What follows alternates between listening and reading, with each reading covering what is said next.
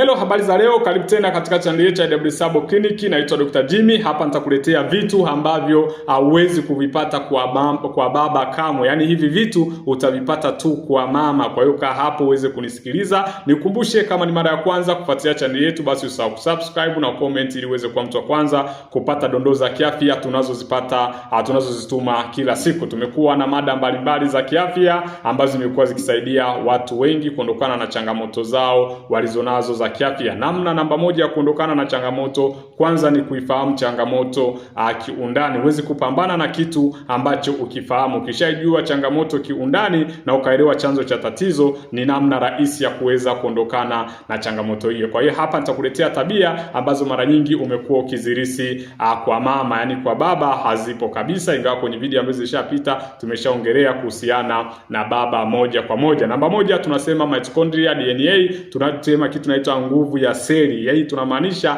energy level utoka kwa mama pekee. Yaani uwezo wako wa kuwa na nguvu huwa unatoka kwa mama pekee, sio kwa baba. Hiki tunakiita mitochondria DNA moja kwa moja, au tunasema nguvu ya seli, energy level. Hii unailisi kutoka kwa mama. Kwa hiyo unapokuwa dhaifu, basi jua umelisi kwa mama. Unapokuwa strong, basi kwa mama pia umeweza kulisi ile nguvu, kulisi ile energy level. Namba mbili tunasema ni afya ya moyo na kisukari. Hatari ya pressure, hatari ya kisukari mara zote huwa inakuja zaidi kupitia kwa mama. Kuna wale ambao wamezaliwa na kisukari, ambao tunasema diabetic type 1, mara nyingi unakuta kimetokea kwa mama kwa upande wa kisukari, na kwa upande wa pressure ndio unaweza kukuta familia ya mama ilikuwa na changamoto ya sukari, changamoto ya pressure, unakuta na asilika na mtoto. Kwa hiyo jua kwamba hiyo ni tabia ambayo mama yako ambayo utailisi kutoka kwa mama, sio kwa baba. Lakini pia tabia za msongo wa mawazo ambayo tunasema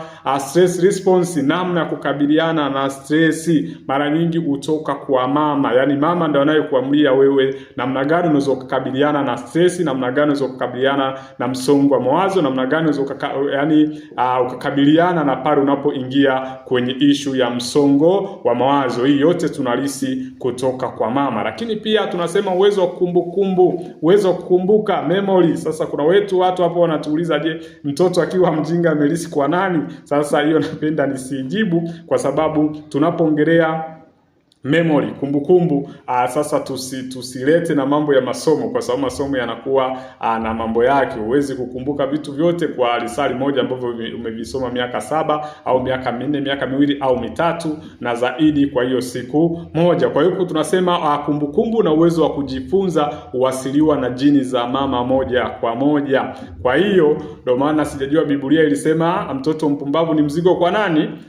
Sasa sijajua hii ilikuwa na maana gani, ingawa mimi sio mchungaji kuitolea ufafanuzi, lakini uwezo wa kuweza kuwa na memory, kukumbuka, uwezo mzuri wa kujifunza huwa unatokea kwa mama, sio kwa baba. Lakini pia uzito wa mwili, metabolism, kasi ya kuchoma mafuta huasiliwa na jini za mama moja kwa moja. Ndio maana unaweza kukuta mtoto ni mnene, mwangalie mama.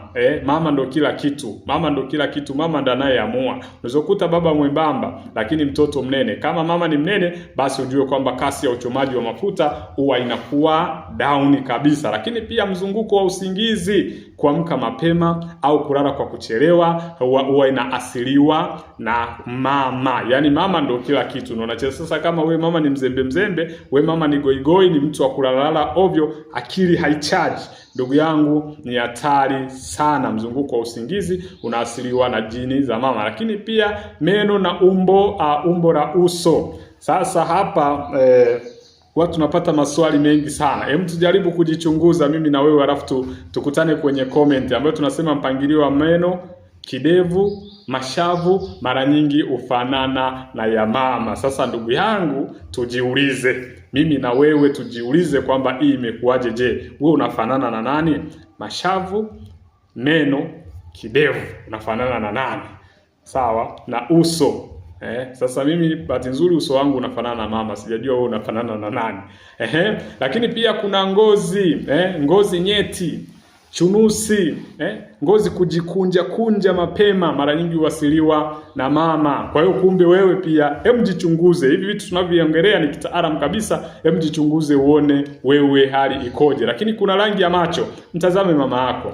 Mama ana mchango mkubwa kwenye rangi na mwangaza wa macho. Ndio maana mara nyingi huwa inalisiwa kutoka kwa mama. Lakini kuna aina ya nywele laini, nywele kali, ya wingi na uwezekano wa kupotea wasiliwa sana na jini za mama. Kwa hiyo unapokuwa unapitia hizi situation, tujaribu sasa tuingie kwenye comments tuweze kupata majibu. Tukipata watu kadhaa wanasema inafanana na mama, basi itakuwa ni uchunguzi, ni utafiti mojawapo tunaweza kutumia kama utafiti mojawapo kuweza kufahamu. Sasa nikumbushe, kama ni mara ya kwanza kufuatilia channel yetu, basi usahau kusubscribe na comment ili uweze kuwa mtu wa kwanza kupata dondoo za kiafya tunazozituma kila siku. Karibu na Mungu akubariki. Una swali lolote, una changamoto ya kiafya, Dr. Jimmy niko hapa kuhakikisha afya yako inaimarika. Karibu.